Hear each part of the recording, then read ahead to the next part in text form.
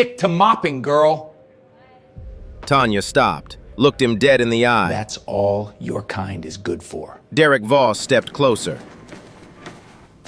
Excuse me? Did I stutter? Every word on that board? Tanya understood it perfectly. Heather Collins nearly spit out her coffee laughing. Tanya said nothing. Go on. Gripped her mop, turned away. What Derek didn't know? That woman he just humiliated would soon be the only person who could save his career. Every night at 11:42, Tanya Brooks pushed her cleaning cart onto the 38th floor of Alderton and Voss Consulting. Downtown Chicago, glass walls, skyline views that cost more per square foot than her apartment cost per year. The fluorescent lights hummed, the smell of lemon disinfectant mixed with stale coffee, and that one left wheel on her cart. It squeaked every single night. Same wheel, same sound, like a tiny reminder that nothing in her life had been fixed yet. But Tanya wasn't just cleaning. See, every night after the executives went home, the conference room whiteboards stayed up. Deal terms, financial projections, notes from meetings about the firm's biggest contract, a $50 million infrastructure deal with a Chinese company called Jiaxing Pacific Industries. All written in Mandarin, and every night, Tanya read them, every word. She'd been following this deal for weeks, not because anyone asked her to, but because she could. One night, she paused at a whiteboard. One of the characters was written wrong, a small mistake, wrong stroke order. She breathed on the glass and traced the correct character with her fingertip, then wiped it away before anyone could see. A private act, a quiet flex that nobody would ever know about. Except someone did. Ray Underwood, night security, 50-something black man who'd known Tanya for 2 years. He stood in the doorway, arms crossed, shaking his head. "Tanya, you gotta stop hiding." She shrugged. "Nobody's asking, Ray. Because nobody knows." One person knew. Tanya pushed her cart toward the door. "Remember when you told that office manager I speak Mandarin?" Ray winced. "Yeah." She laughed in your face, said, and I quote, "The janitor speaks Mandarin? Right, and I'm the Queen of England." Ray went quiet, because it was true. He'd tried, and it had backfired. Tanya rolled her cart into the hallway. That left wheel squeaked against the marble floor. "It's fine, Ray. I'm not here to prove anything to anyone." But here's the thing. In just a few days, proving herself wouldn't be optional, because a deal worth $50 million was about to fall apart, and she'd be the only one who could hear it dying. 4 days before the big meeting, past midnight. The 38th floor was dead quiet, just the hum of air conditioning and the distant sound of a vacuum 2 floors down. Tanya was finishing up the executive hallway when she heard it. A voice, stressed, almost panicking. A junior analyst, young guy, maybe 25, sitting alone in a glass office, laptop open, phone pressed to his ear. He was trying to read a Mandarin email from Jiaxing Pacific's assistant, running it through an online translator, getting nonsense. "This makes no sense," he muttered. "The chicken of infrastructure wishes to dance with your proposal? What does that even mean?" He didn't see Tanya. Nobody ever did. She pushed her cart past his door. Slow. She glanced at his screen. Just a glance. 2 seconds, maybe 3. Then she stopped.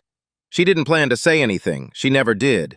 But the words came out before she could catch them. "They're asking if the timeline can be moved up to Q3, and they want the environmental compliance section expanded." Dead silence. The analyst looked up, blinked, stared at her like she'd just spoken to him from another planet. "What?" Tanya caught herself, pulled back, gripped her mop handle tighter. "Sorry, I saw the characters on your screen, that's what it says." The analyst didn't move, didn't breathe. Then he grabbed his phone and opened a real translation app, a professional one. Word by word, he checked what she'd said. She was right. Not just technically right, she'd caught the tone, the business context, the urgency hidden between the lines, things a machine could never pick up. He looked up again. She was already walking away, cart squeaking down the hallway. "Wait!" he called after her. How do you— But she was gone.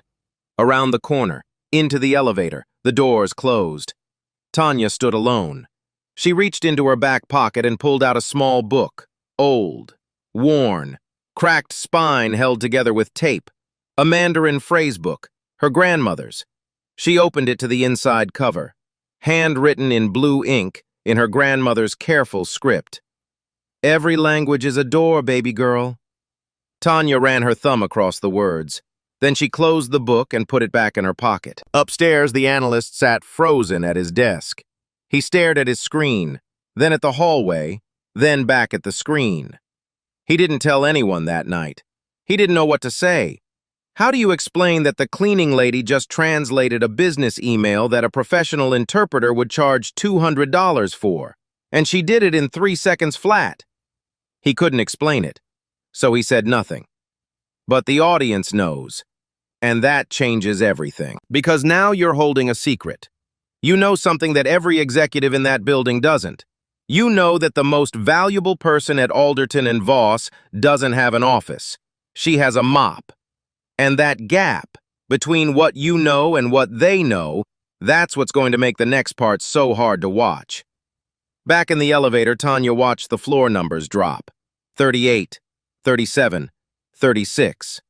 She didn't feel proud, she felt tired. 2 jobs, 6 days a week, studying on the train between shifts, always a book in her bag, always another language to sharpen. Not for a promotion, not for a corner office, just because her grandmother told her the world was bigger than the block she grew up on. And Tanya believed her. The elevator hit the ground floor, the doors opened. Cold Chicago air rushed in.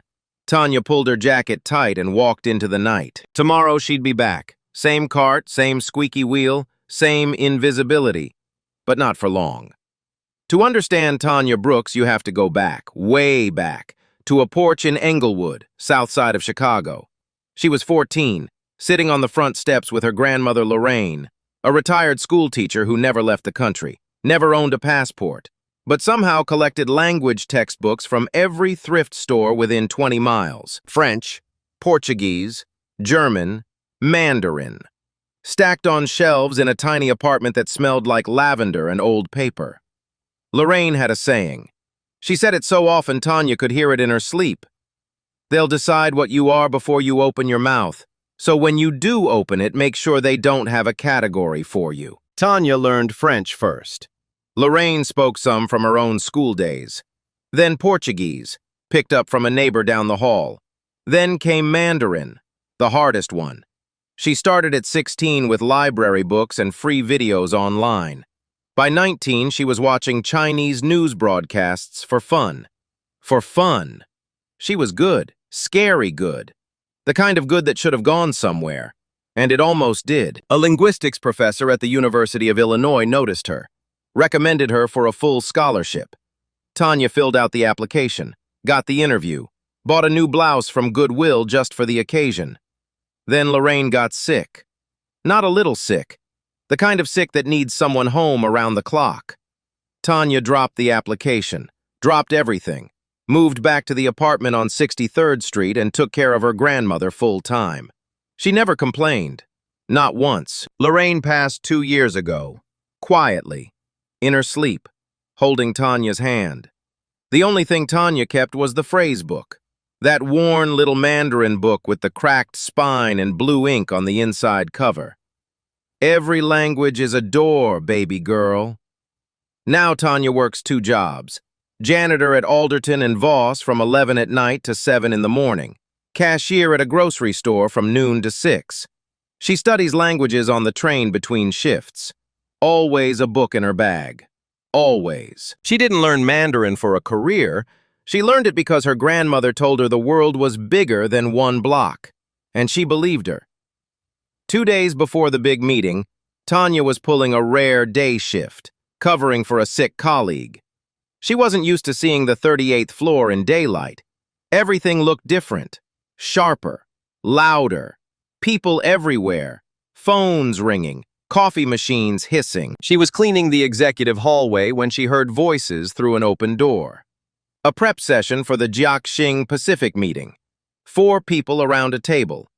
Pamela Garrett, the firm's hired Mandarin interpreter, was rehearsing talking points. Tanya slowed down. She didn't mean to eavesdrop, but she couldn't help it. Pamela was good, technically. Her pronunciation was clean, grammar was tight, but something was off. Tanya heard it immediately. Pamela used a word for partnership that was formal, textbook correct. But in real business conversation, especially with someone from Shanghai, that word carried distance, coldness. It was the kind of word you'd use with a stranger you didn't trust, not a partner you wanted to build with. The right word was warmer, more personal. A small difference on paper, a massive difference in that room. Tanya knew this. She felt it in her gut. But she kept mopping, kept her head down, because who was she to say anything? Then Grant Alderton walked down the hall. He saw her, and unlike every other executive on that floor, he stopped. "Afternoon, Tanya. How's the new floor wax working out?" He knew her name. He always did.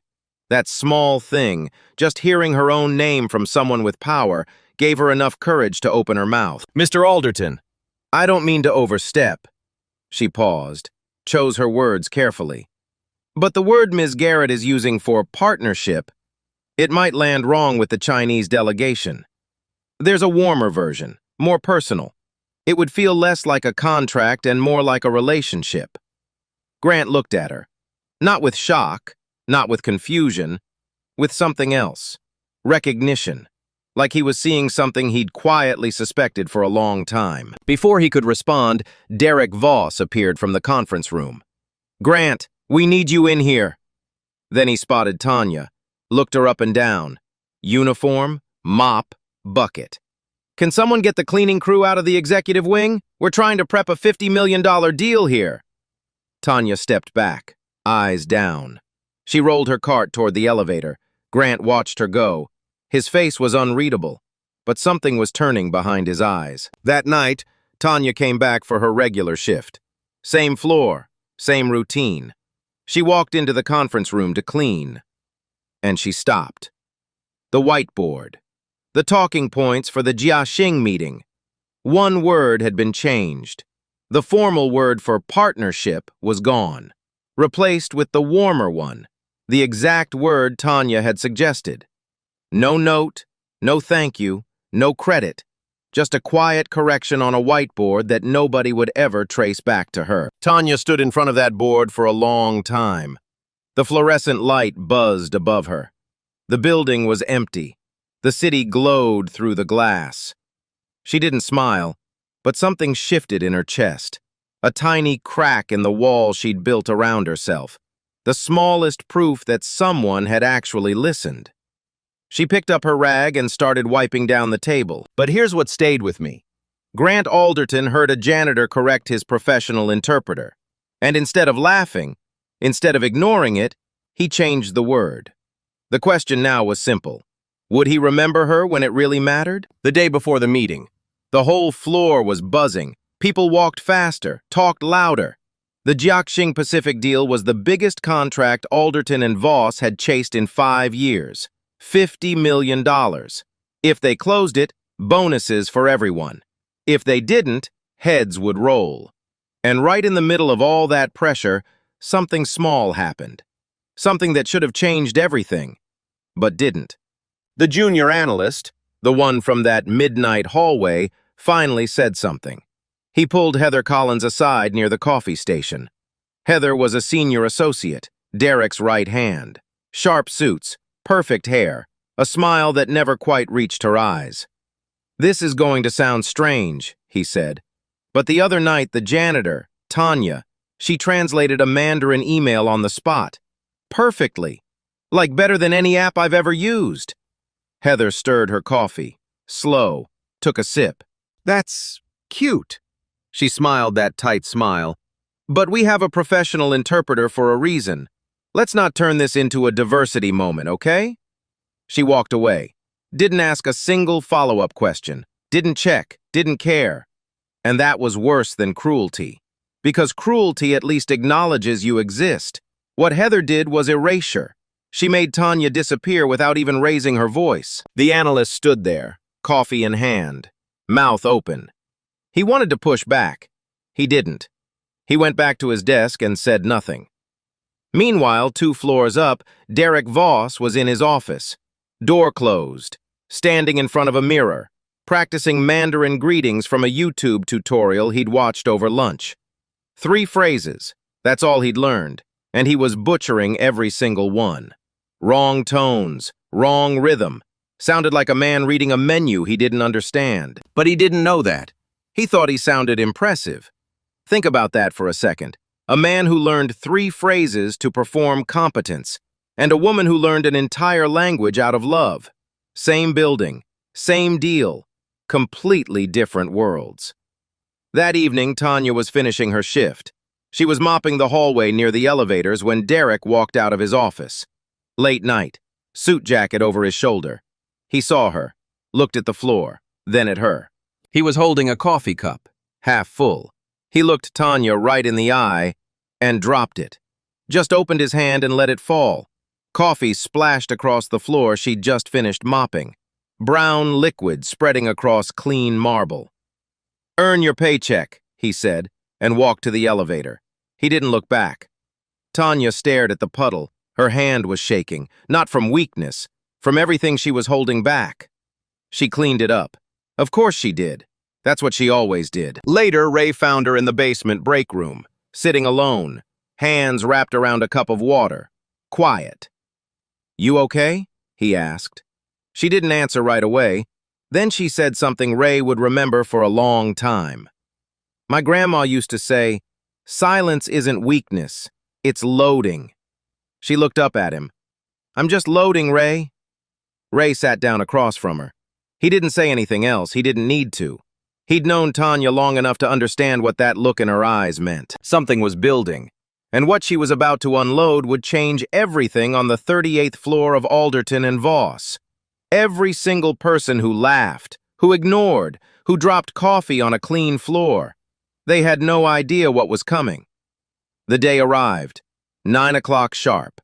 The 38th floor looked like a magazine cover, fresh flowers on every table, branded folders at every seat, bottled water with the Alderton and Voss logo, everything polished, everything perfect. The elevator doors opened. Mr. Jiang Wei stepped out, CEO of Jiaxing Pacific Industries, mid-60s, gray suit, calm face, the kind of man who doesn't need to raise his voice because the room already knows he's in charge. Behind him, 4 members of his team, all quiet, all watching. Grant Alderton greeted them at the door, warm handshake, gracious smile. The meeting began. For the first 30 minutes, things went fine. Pamela Garrett translated. Grant spoke about the firm's track record. The Chinese delegation nodded politely. Then the cracks appeared. Mr. Jiang used a well-known Chinese proverb. It roughly means, first become friends, then do business. He was sending a signal, a clear one.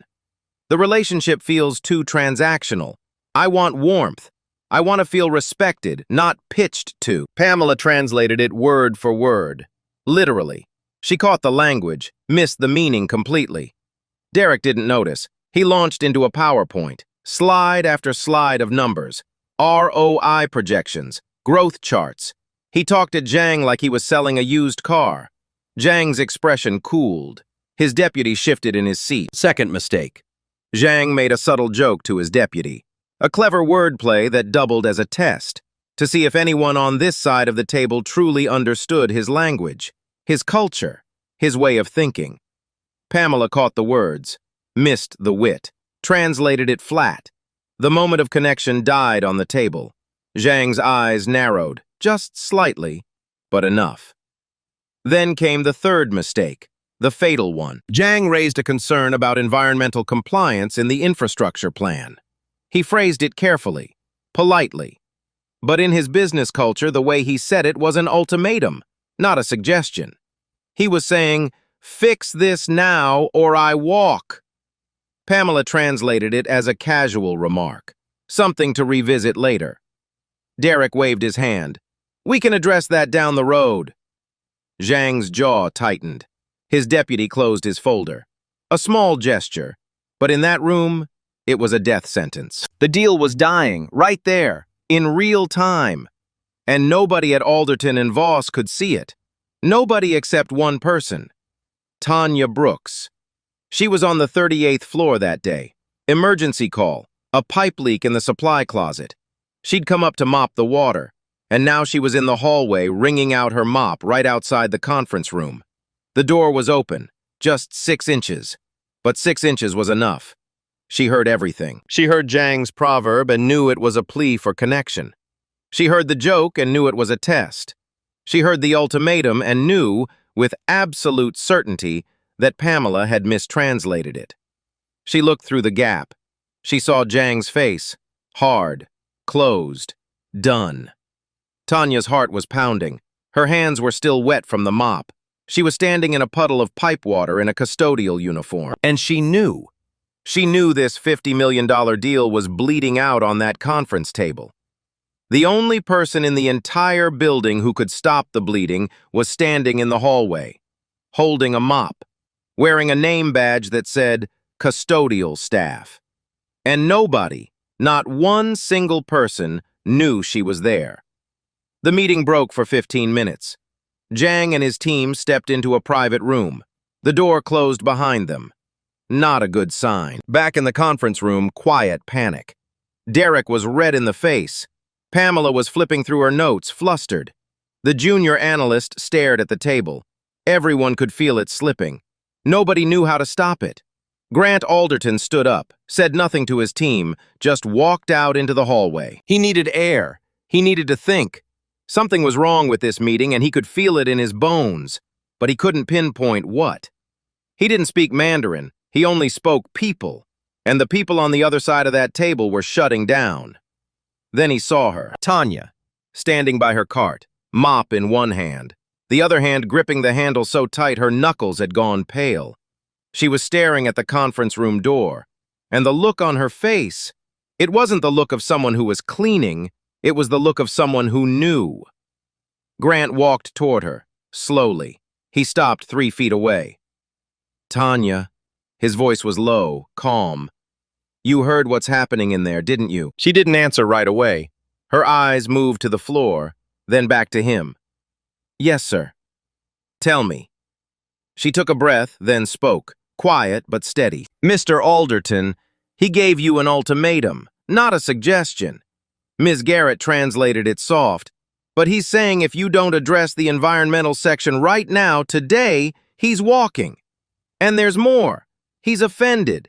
The whole presentation feels like a sales pitch. He doesn't want to be sold to. He wants a relationship. He wants to feel like you see him as an equal, not a customer. Grant was silent. The hallway was empty, just the two of them. The hum of the building. The faint squeak of Tanya's cartwheel settling on the marble. He looked at her, then at the conference room door, then back at her. How long have you spoken Mandarin? Since I was 16, sir. A long pause.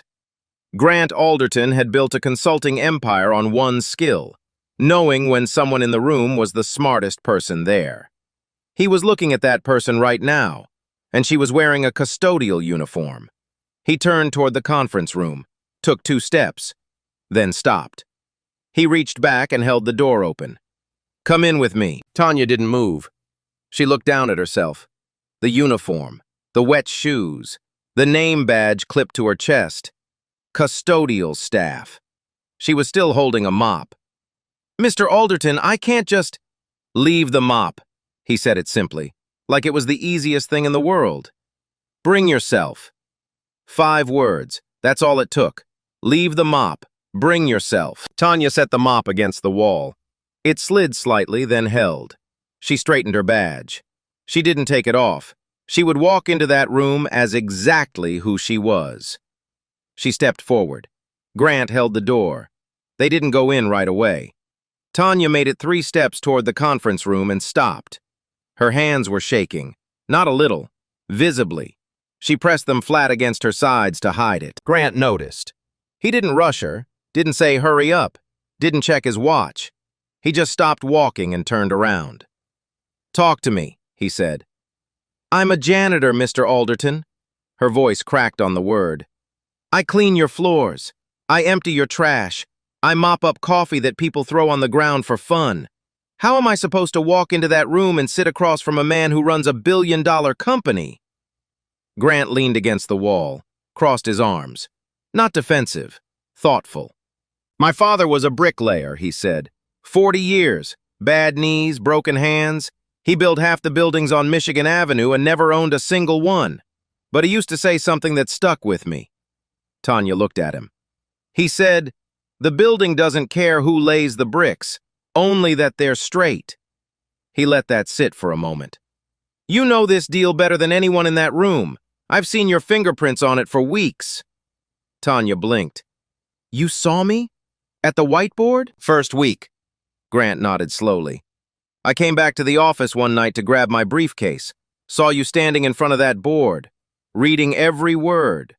I watched you for a full minute before you noticed the hallway light. Why didn't you say anything? Because I was waiting for you to say something first. I was starting to think you never would. Silence.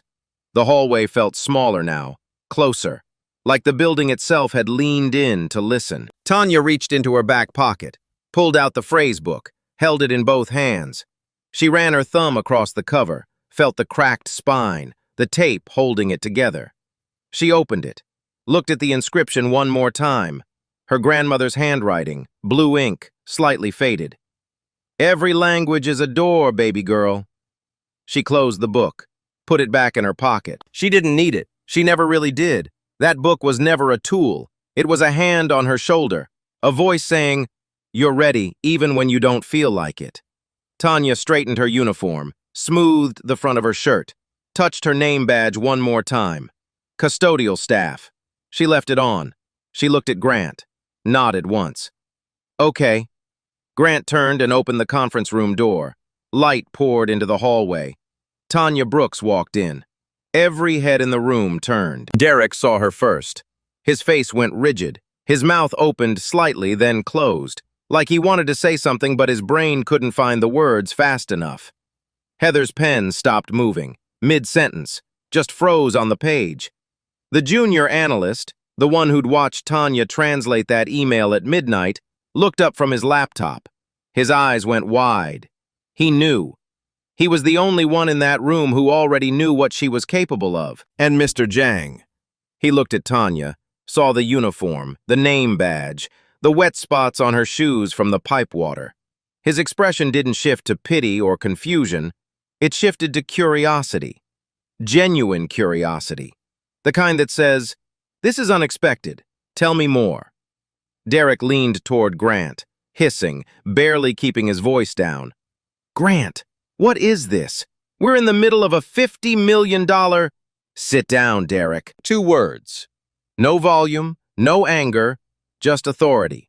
The kind you don't argue with. Derek sat. Grant placed his hand on Tanya's shoulder for one brief second. Then he addressed the room. This is Tanya Brooks. She's going to help us communicate more clearly. That was it. No long introduction, no backstory, no explanation of why a janitor was standing in the most important meeting of the year. Just her name and her purpose. Tanya stepped forward. Her heart was slamming against her ribs. She could feel every eye in the room on her skin. Somewhere behind her, she heard it. That familiar squeak. Someone in the hallway had bumped her cart. That same left wheel. The sound followed her everywhere, even here. She took a breath, and then she spoke. She addressed Mr. Zhang directly, not through Pamela, not through Grant, directly. She spoke in flawless, warm, natural Mandarin, not textbook, not robotic, the kind of Mandarin that sounds like home. She used the proper honorific for a man of his age and position. She referenced the proverb he'd used earlier, first become friends, then do business. And she said, in his language, with full cultural precision, Mr. Zhang, we heard you. We want to be friends first. We should have started there, and I'm sorry we didn't. The room went completely still. Zhang's eyes softened. His deputy, who hadn't uncrossed his arms in an hour, leaned forward. Something in the air had changed, like a window had been opened in a room that had been sealed shut. Derek shifted in his chair, His cufflinks caught the overhead light. Heather stared at the table. Tanya kept going. She didn't just translate the firm's position, she understood the underlying worry. She addressed Zhang's environmental compliance concern directly. She explained that the firm could restructure a key section of the proposal to meet Chinese regulatory standards. She suggested a joint review committee, shared oversight, shared responsibility. The phrase she used for shared responsibility was deliberate. In Chinese business culture, it carries deep weight. It means, we trust you, and we're asking you to trust us back. Not as a transaction, as a partnership. Pamela Garrett sat motionless, her notes untouched. She was watching Tanya like someone watching a surgeon perform an operation she'd only ever read about. Then Zhang tested her. He asked a follow-up question, fast, technical, about infrastructure zoning in the proposal.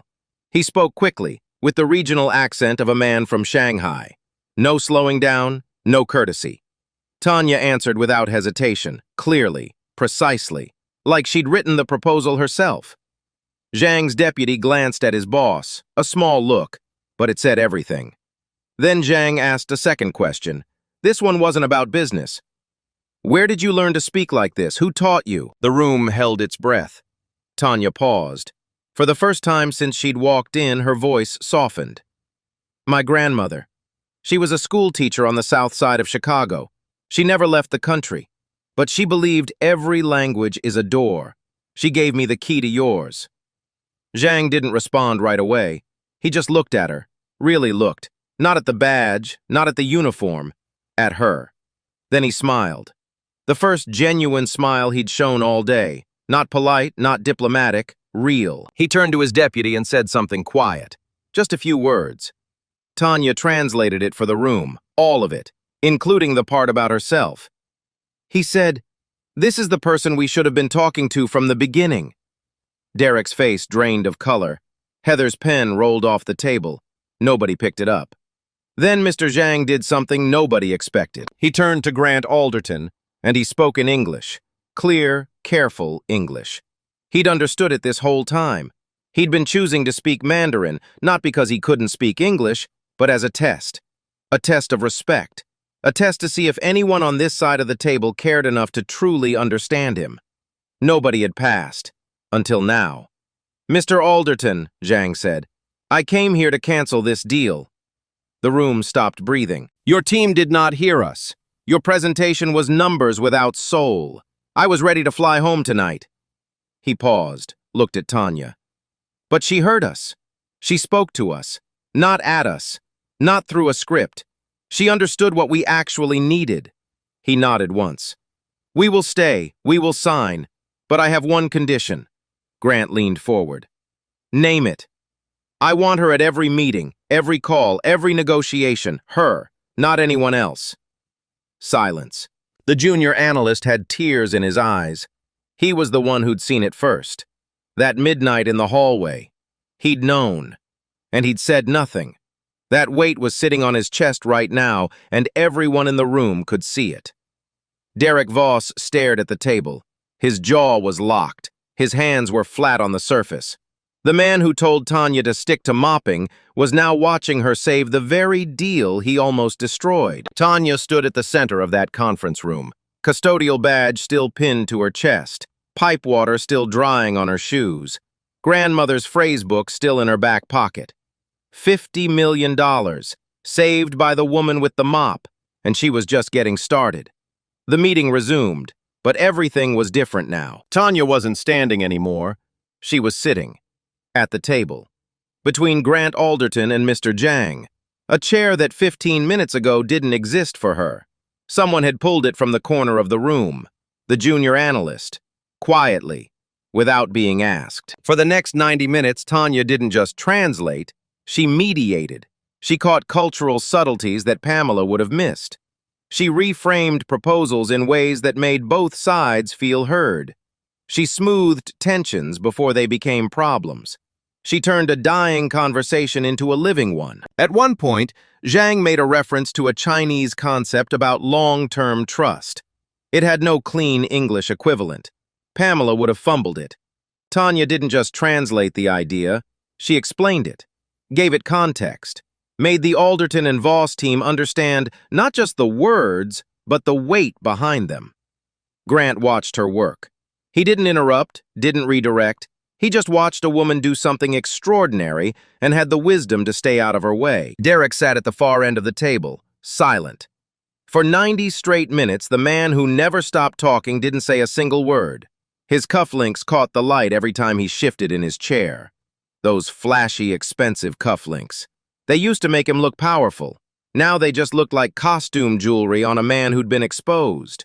The deal was signed at 4:17 in the afternoon. $50 million. Infrastructure consulting. A partnership between Alderton and Voss and Jiaxing Pacific Industries.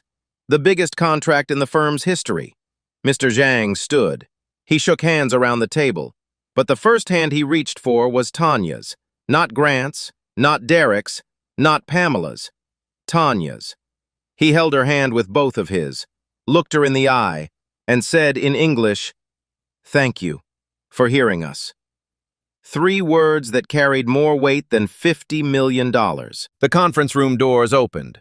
Word had already spread through the floor. People were gathered in the hallway. Associates, analysts, admin staff. They'd heard bits and pieces, whispers moving through the building like electricity. The janitor, the deal, the Mandarin. Tanya stepped into that hallway, still in her uniform, still wearing the badge. The junior analyst was the first to approach. He walked straight to her. His eyes were red. He stood in front of her for a moment, searching for words. Then he said it. "I should have said something sooner. That night in the hallway, I knew, and I didn't speak up. I'm sorry." Tanya looked at him. She could have been angry. She had every right. Instead, she nodded. "You're saying it now. That counts." Others came forward, not with pity, with respect. An admin assistant asked her, "How many languages do you speak?" Tanya almost smiled. 4.5. My German's still rough." Quiet laughter. A human moment in the middle of something enormous. The next morning, Tanya came to the 38th floor, not for her cleaning shift. Grant Alderton had asked her to come to his office.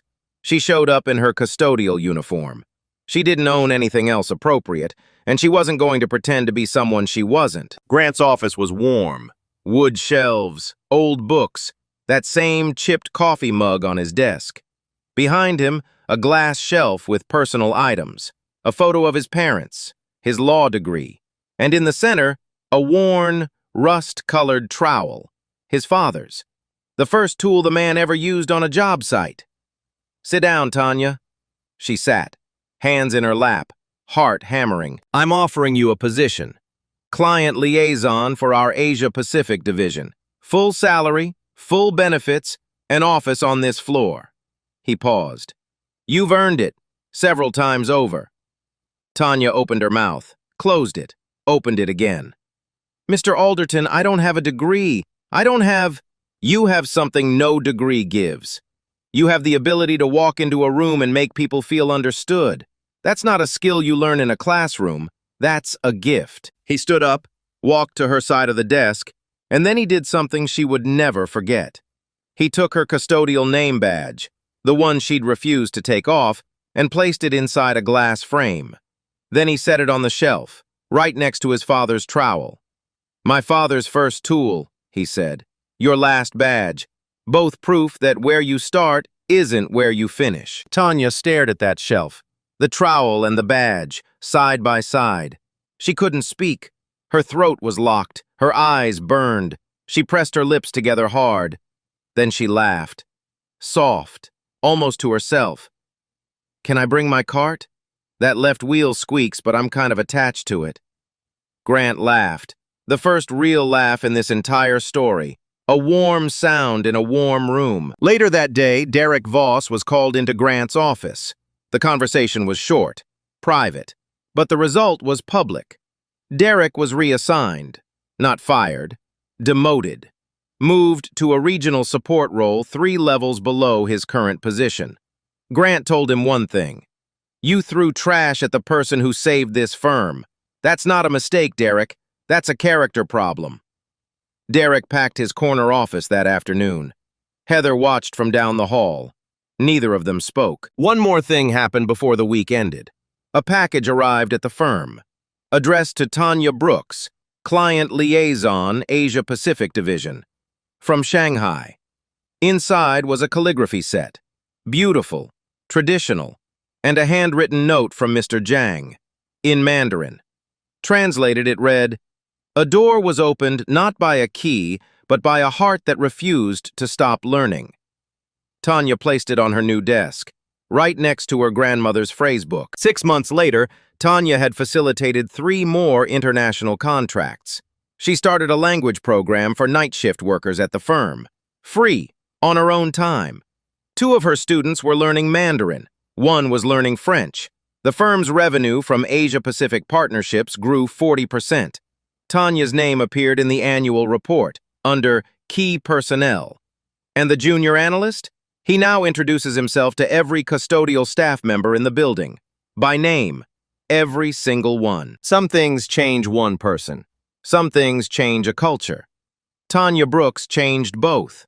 Late at night, the 38th floor, old habits. Tanya Brooks sat alone in her new office, the one with her name on the door, the one she still couldn't believe was real. Everyone else had gone home hours ago, but Tanya stayed. Not because she had work to finish, because this was her time. It had always been her time.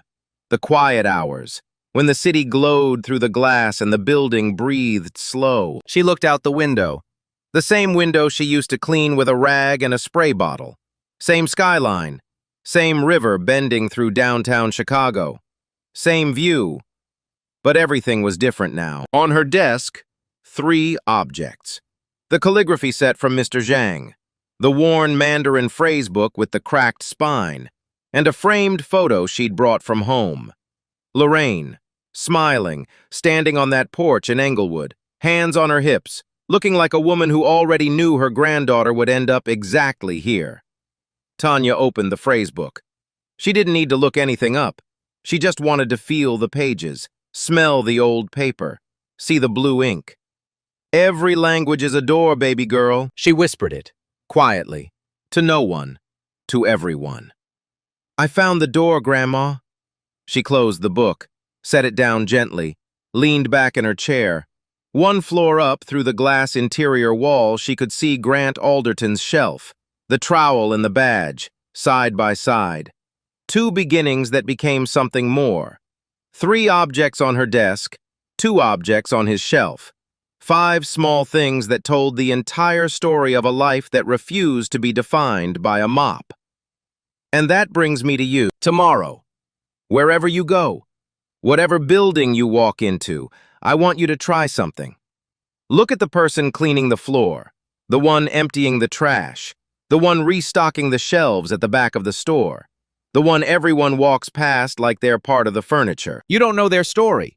You don't know what languages they speak, what degrees they almost finished, what dreams they carry in their back pocket, what books they read on the train between their first job and their second. You don't know, because you never asked. So maybe ask. A name, a question, a moment of eye contact that says, "I see you. You're not invisible, not to me." That costs you nothing. But for someone like Tanya, it might cost everything. Because sometimes the difference between staying silent forever and finally speaking up is one person who bothered to listen. And if you're the person holding the mop right now, if you're the one being looked through, talked over, dismissed before you even open your mouth, hear me. Your title is not your ceiling. Your circumstance is not your capacity. Your paycheck does not define your potential. Keep loading. One more thing. Some companies have started something called hidden talent audits. Anonymous skill assessments for every employee. Not just the ones in corner offices. Every single person. Janitors, security guards, cafeteria workers. Everyone. Imagine that. Imagine if every person in every building got the same talent review as a vice president. Imagine what we'd find. Imagine who we'd find. Maybe the next Tanya Brooks is mopping a floor right now. In your building. On your block. Maybe she's waiting for someone to open the door. Maybe that someone is you.